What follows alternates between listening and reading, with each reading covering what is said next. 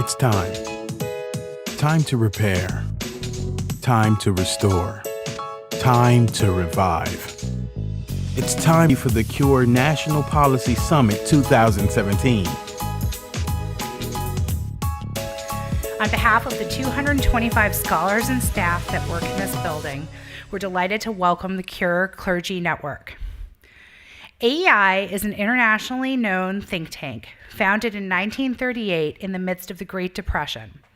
Originally, we were located in New York City, but our founders quickly moved the organization to Washington, where they realized the greatest threats to the free enterprise system were coming from the federal government in the midst of the New Deal programs being established by FDR. AEI's mission is simple: freedom, opportunity, free enterprise.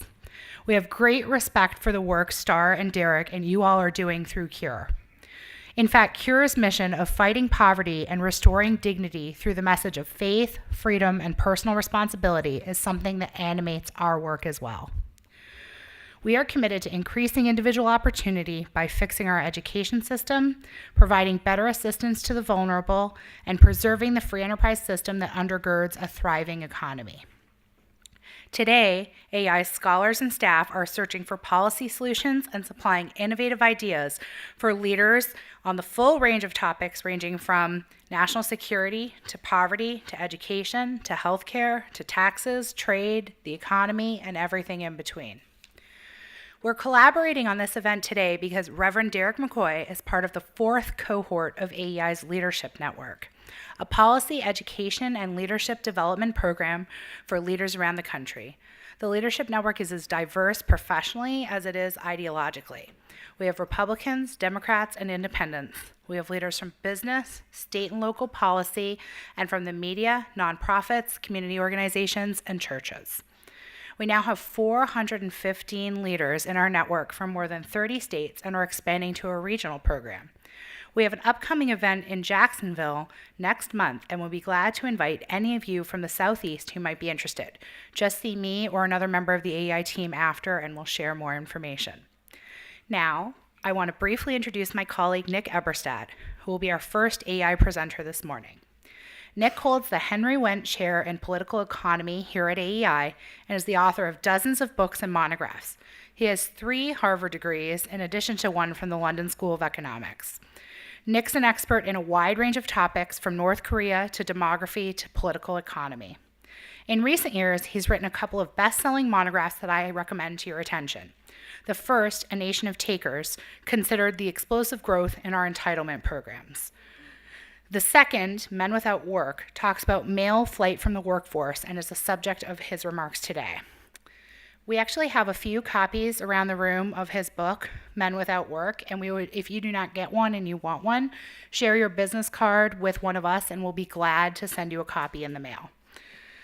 I consider it an honor to have the opportunity to work with someone as brilliant as Nick, so please join me in giving him a warm welcome.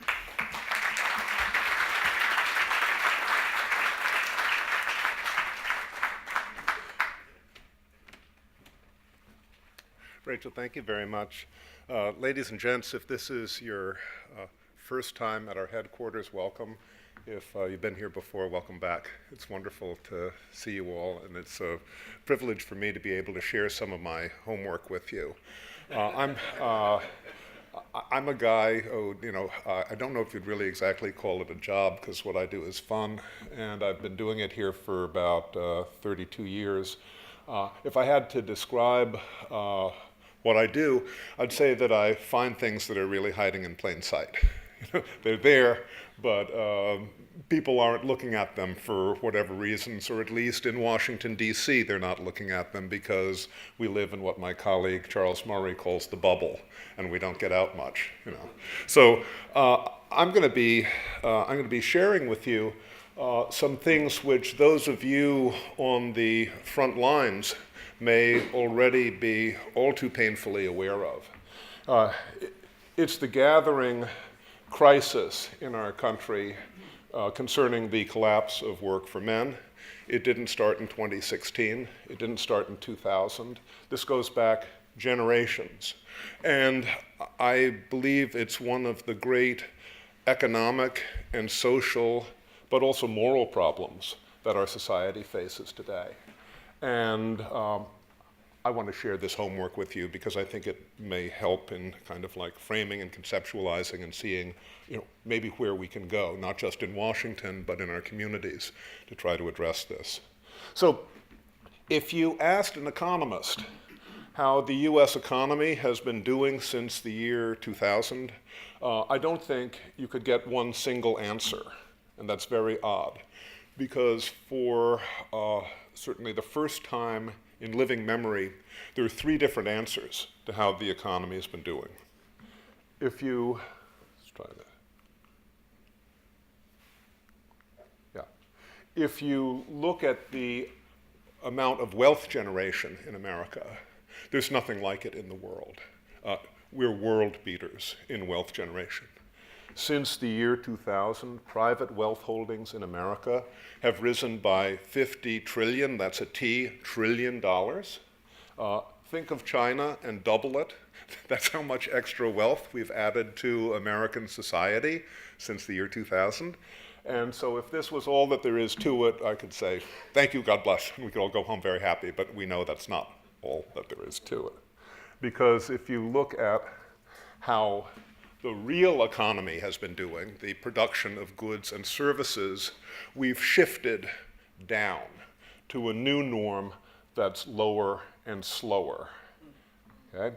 You see that trend line there. Our 21st century economy started diverging from the post-war trend line before the crash of 2008. You see, we were already growing slower. And the snapback since the crash has been really weak. If we were just growing in America at the same pace that we had been growing in the earlier post-war period, per capita income in America would be 20% higher today than it is, 20% higher today. And even among friends, that's a lot of money, right? Okay. So I believe the technical term for this sort of economic performance is sucky, something like that. Okay. Well, so while we've had fantastic wealth creation and pretty mediocre economic growth, the situation with jobs has been dismal, and I'm going to show you that. Okay, look at that. Okay, and I'm not making any of this up. I've got the sources on all of this. Okay, this is what they call the work rate, the employment to population ratio for all of America, people over the age of 20 and older. And you see, it's like, help, I've fallen and I can't get up. This little thing down at the bottom, that miserable clawback thing there, that is our unprecedented economic expansion that we are still enjoying right now. See, I mean, it's miserable. And in fact, if we just had the same work rates today that we had in 2000, there'd be just about 10 million more men and women in America with paid work. And just think of how different our country would be if there were 10 million more paid jobs. Okay. There's been a problem with employment for women since about the year 2000. But the problem for men goes way back. It goes back at least 50 years. And these two little lines kind of show you how this problem gathered and built. These are the jobs reports which the Bureau of Labor Statistics started putting out in 1948, shortly after the end of the war. They're monthly work rates. The orange line is for all guys over 20. The blue line is for what they call men of prime working ages, 25 to 54, pretty obviously called prime working ages for self-evident reasons. Also, 25 to 54 is critical for family formation, for raising kids. It's not just the backbone of the labor force, it's the backbone of our families. Okay?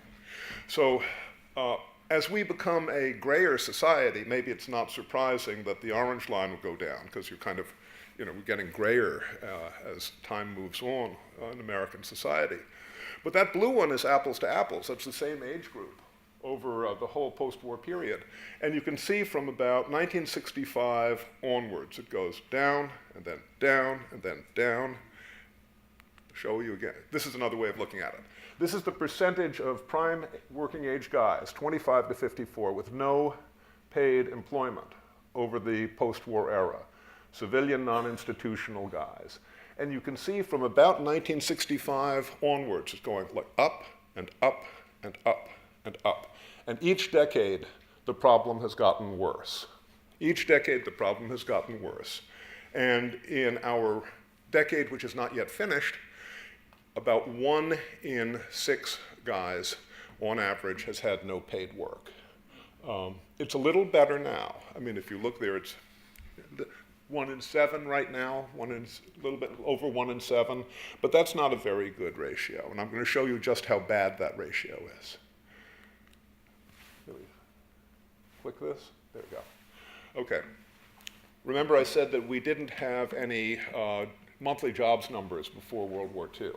The only information we have from the Great Depression on the work situation, I mean really good information, comes from the 1940 and the 1930 censuses, the beginning of the Great Depression and towards the tail end.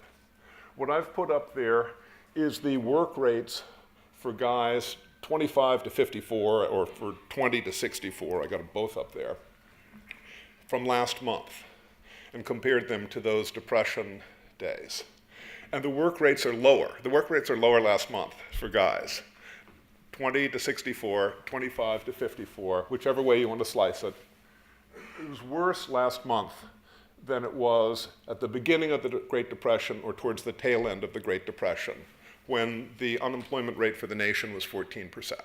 So when Nick says we have a depression scale problem with work for guys, it's not fake news. It's real. It's real. There are a lot of people, by the way, in this town who don't believe that, but it's real, and I think you know it's real too. So back in 1940, there were really only 2 statuses for working age guys. You either had a job or you were looking for one. In our post-war era, something new has emerged. There's another option. And the third option is what some of my nerd brothers call NILF, not in labor force, neither working nor looking for work, out of the labor force entirely. Over the past half century, the percentage of guys out of the labor force entirely in this prime age group has grown 3 times as fast as the total population growth for men of that age. And you will know, if you do anything 3 times as fast as something else for half a century, you change the world. And we've changed the world. Look at this. Look at this. The blue line is the head count for guys in this prime age group, monthly head count, who are not in the labor force, neither working nor looking for work. The orange line is the head count for guys who are unemployed, classically unemployed, don't have a job, looking for a job. Those 2 lines haven't touched for 25 years. See? And even in the worst months of the Great Recession, there were more guys checked out of the labor force than unemployed and looking for jobs. And today, for every 1 guy who is out of work and looking for a job, there are 3 guys who are out of work and not looking for a job. So if you follow the unemployment rate, if you say, oh great, the unemployment rate's gone down, you're chasing the wrong rabbit. You're missing 3/4 of the problem. You're fighting the last war.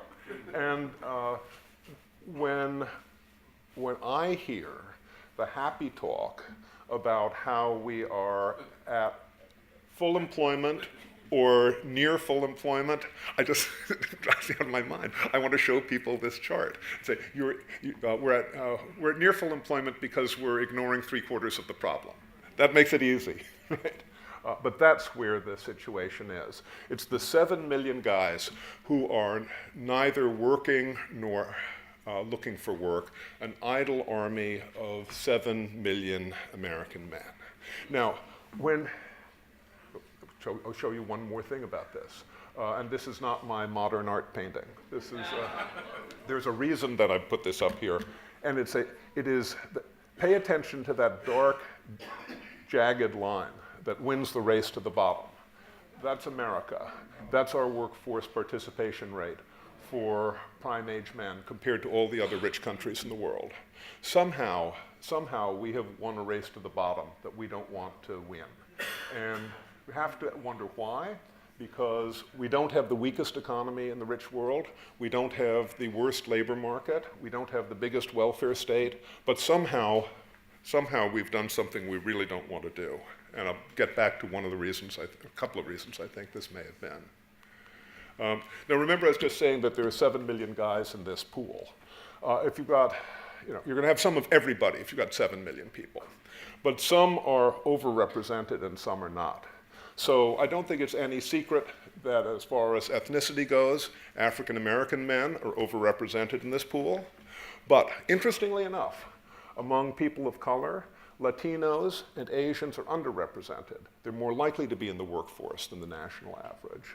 The educational gradient is just what you'd think.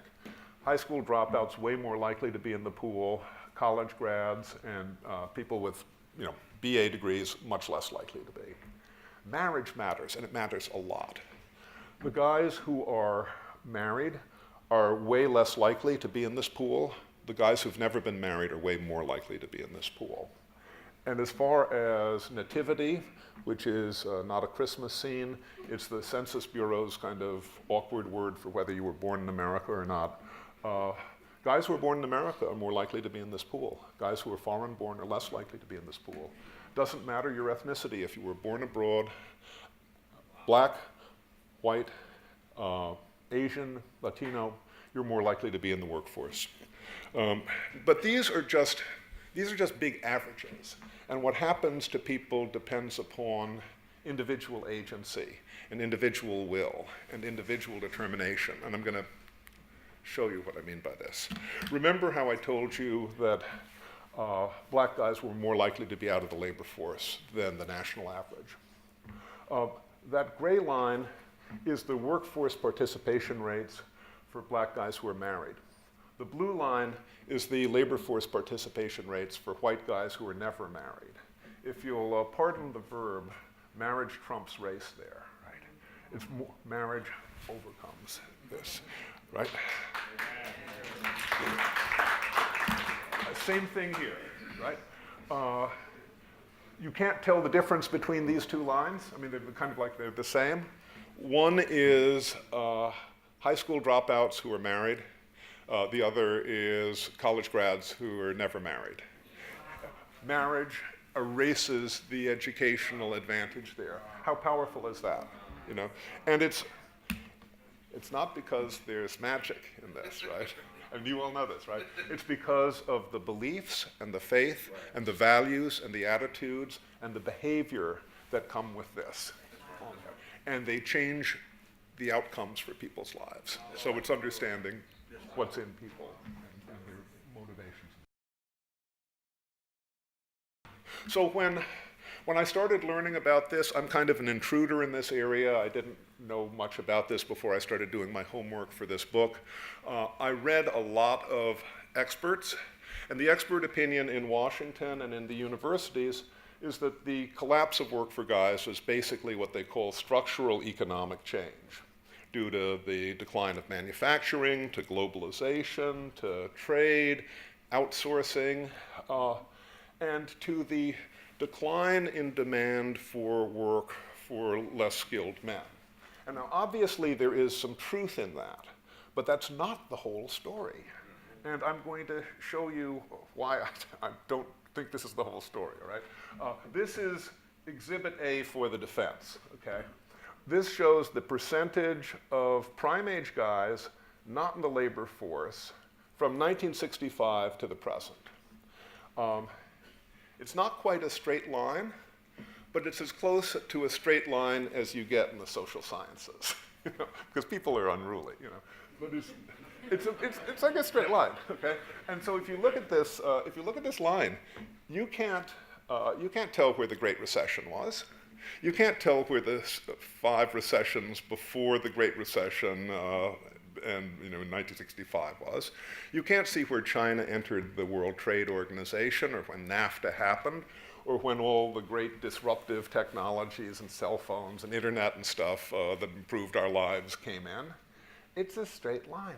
And if the story about demand was true, or was the real dominant story, you couldn't see this. This wouldn't have happened. It would look bang, bang, bang with the recessions, with the trade deals, with things like that.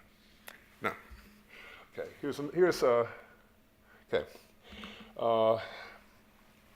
this is also for the defense. Let's call it Exhibit B. These are two different lines for two different groups of high school dropout guys with regard to their workforce participation rate. The blue line is for high school dropouts who were born overseas. The gray line is for high school dropouts that were born in our country. There's 25 percentage points that separate them. It's very hard to say that something like this would happen if there's a general decline in demand for work for high school grads, because I don't think that the educational system of El Salvador is super better than ours, right? I mean, so I don't. This is hard to explain if this is all demand driven. And here we go. Here's Exhibit 3 for the defense. I was trained in economics a very, very, very long time ago. But back practically in the Stone Age, when I was learning my economics, they taught us that markets seek equilibrium after a shock. Markets seek equilibrium. And if there is a shock to the labor market, the way I was taught, it should seek equilibrium afterwards.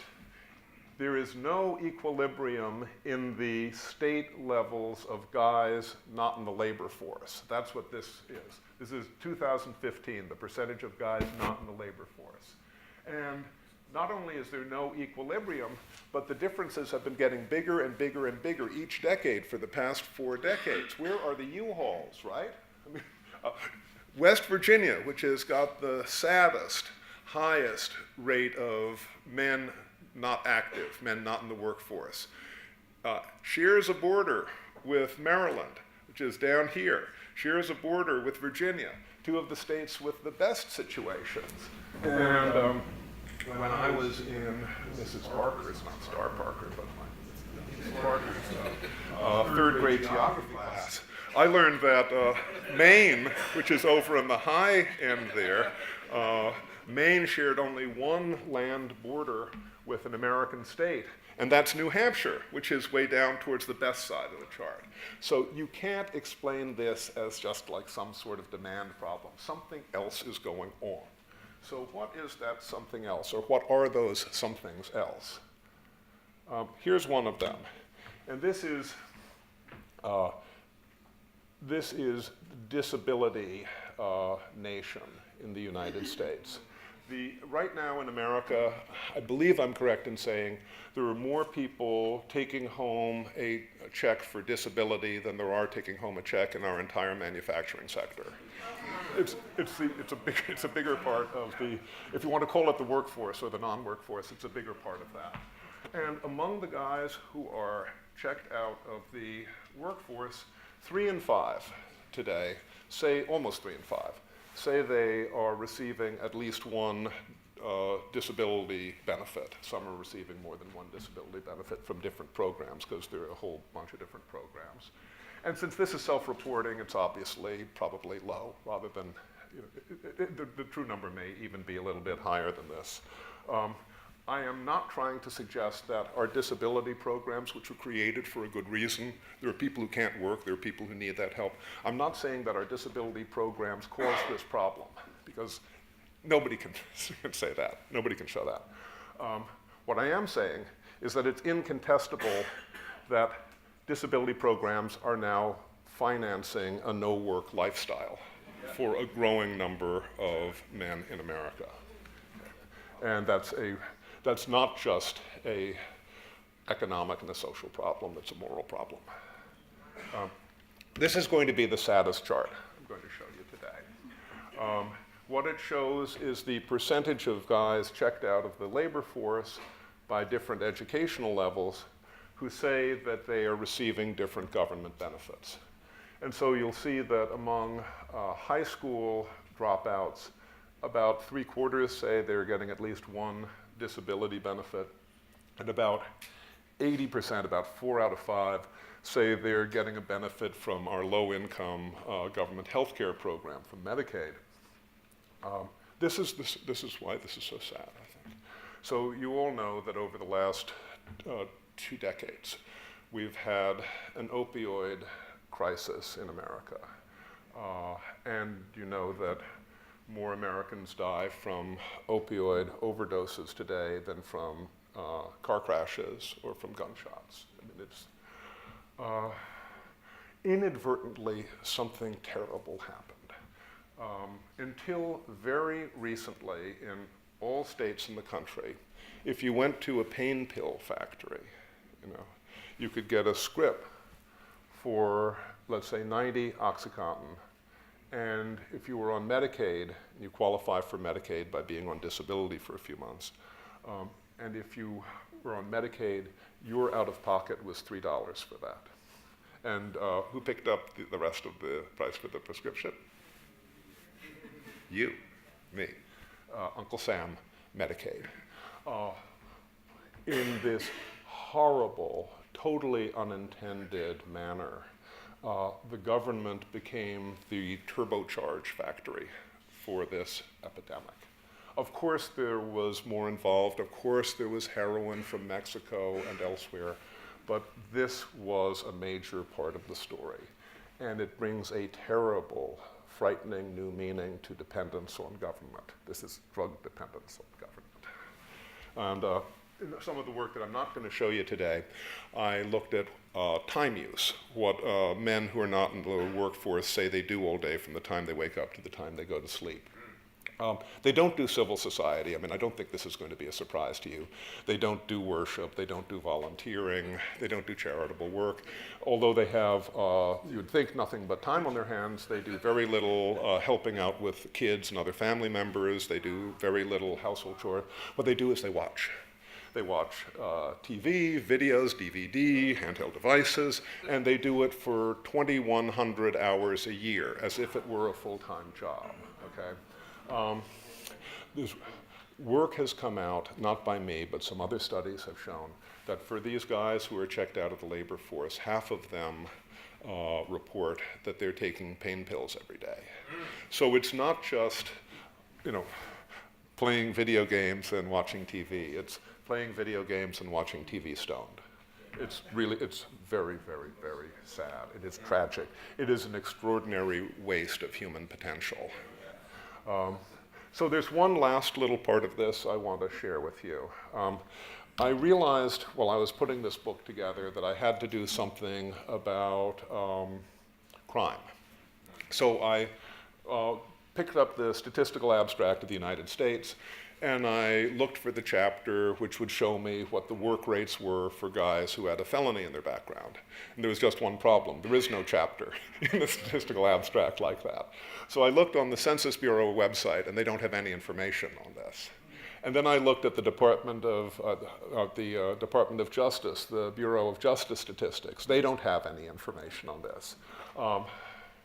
It turns out that men and women who have convictions, who have been sentenced, but are not behind bars, are essentially invisible to our government and to our statistical system. There's a little bit of following people in correctional community supervision, like on parole, probation, but after that, forget about it. But some of my, as I say, some of my defiant brother nerd demographers have tried to figure out what the true situation is here by looking at sentencing rates and release rates and stuff. And they concluded, and I think they did a pretty good job on this, that by 2010, there were just shy of 20 million American men and women, overwhelmingly men, of course, with a felony in their background in the United States, over 20 million. And today, if you follow the line along that they were working on, there'd be about 23 million, a little bit over 23 million men and women in America who have a felony in their past. Now, we all know about mass incarceration, And we know that there are about 2.5 million Americans behind bars. What this shows is there are almost 10 times as many Americans who are not behind bars and who have a felony in their past as behind bars with mass incarceration. So if you subtract 2.5 million from 23 million, there are more than 20 million men and women, obviously overwhelmingly men, who are in our society at large and who have a felony in their past. And that works out to be about 1 in 8 adult men, probably more than 1 in 8 prime age men, and we have no information whatever on their work, their health, their income, their family situations, or how to get them back in the labor force. It is a total scandal. It's an astonishing scandal that something this size could be hiding in plain sight.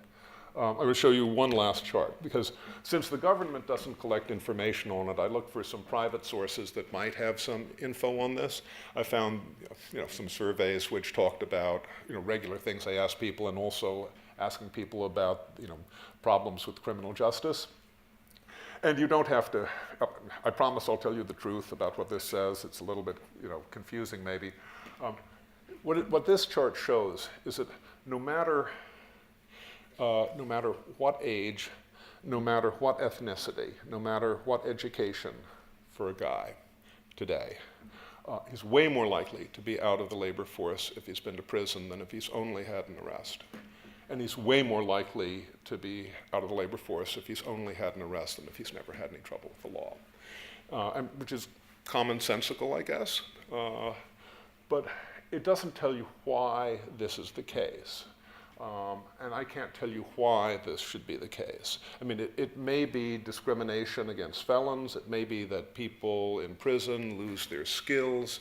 It may be that the sort of people who tend to get in trouble are also the sort of people that employers tend not to want to have. It may be something else. But we don't know, because we don't have the evidence that would be necessary for evidence-based policies to reintroduce people back into the workforce and back into society when they paid their debt to society. So, to conclude, there's absolutely nothing good in anything I've shown you here today. This problem is causing slower growth for our economy. It's causing bigger wealth gaps for our people. It's causing more dependence on government. It's probably causing higher budget deficits and debts, public debts as well. It's putting pressure on fragile families. It's reducing mobility and social mobility, and it's adversely affecting our civil society. So there's absolutely nothing good. The only good I submit can come out of our shining a spotlight on this and committing ourselves to not letting this go back into the shadows. There are lots of different suggestions we can bring from all over the public square, from all different political perspectives, as to how to address this. We've got a big federal system, and we can try a whole lot of different experiments in different places to see what works and what doesn't work. But the one thing I think we can't do is turn our back on this, because I'm almost sure that if we ignore this, it's going to get even worse over the next generations and for our children's generation. Well, thank you very much, and God bless you, and I'll be very happy to try to answer any questions you might have. If you have any questions, please contact the Cure's National Clergy Network office at 202-479-2873 or visit our website at urbancure.org.